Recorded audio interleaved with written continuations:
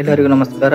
ಇವತ್ತಿನ ಒಂದು ವಿಡಿಯೋದಲ್ಲಿ GJSK ಗ್ರಾಮೀಣ ಜನಸೇವಾ ಕೇಂದ್ರ ಯಾವ ರೀತಿ ನೀವು ರಿಜಿಸ್ಟ್ರೇಷನ್ ಮಾಡೋದು ಅಂತ ತಿಳಿಸಿಕೊಡುತ್ತೇನೆ.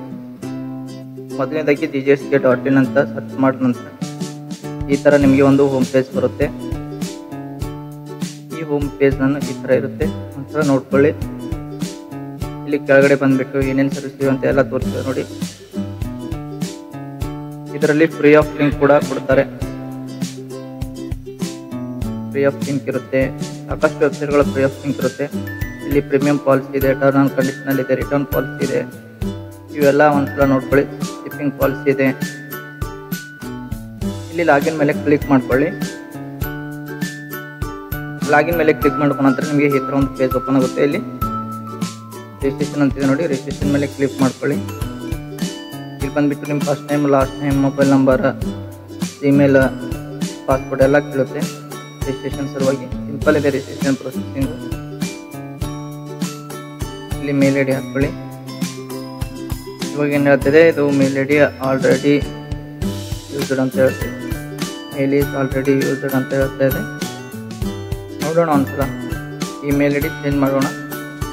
ಅಂದರೆ ಇದು ಆಲ್ರೆಡಿ ಯೂಸ್ಡ್ ಅಂತ ಹೇಳ್ತಾ ಇದೆ.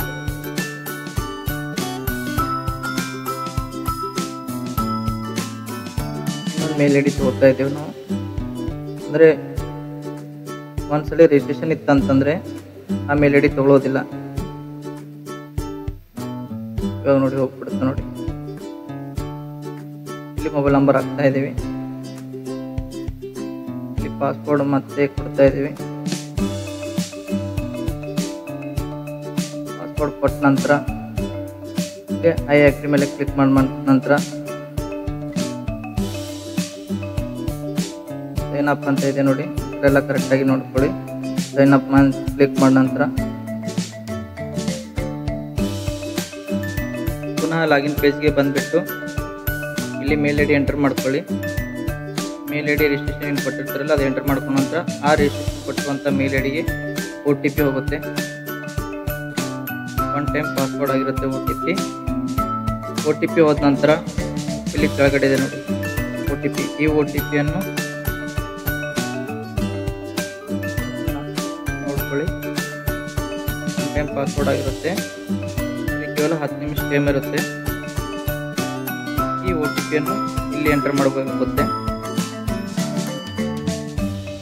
ಎಂಟರ್ OTP ಅಂತ ನೋಡಿ. ಇಲ್ಲಿ ಎಂಟರ್ ಮಾಡಿದ ನಂತರ ಎಲ್ಲ ಸರಿಯಾಗಿದೆ ಇಲ್ಲ ಅಂತ ನೋಡ್ಕೊಳ್ಳಿ. ಕೆಳಗಡೆ ತೋರಿಸಿದ ನೋಡಿ ಯಾವ ಮೇಲ್ ಐ ಡಿಗೆ ಹೋಗಿದೆ ಅಂತ. ಇಲ್ಲಿ ವೆರಿಫೈ OTP ಅಂತಿದೆಯಲ್ಲ, ಇದ್ರ ಮೇಲೆ ವೆರಿಫೈ ಕೊಟ್ಟ ನಂತರ ನಿಮಗೆ ಲಾಗಿನ್ ಆಗುತ್ತೆ.